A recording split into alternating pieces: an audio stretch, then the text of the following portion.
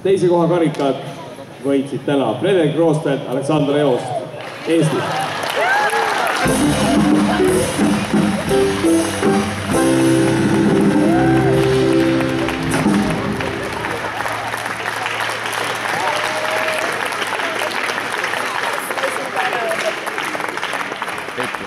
Ära väga kõvasti karjuma.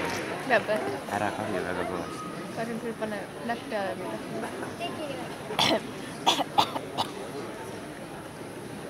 Ja esikoht kuulub auga täna Raim Kolliöö-Purjele, Eleanor Kulisoo, Eesti.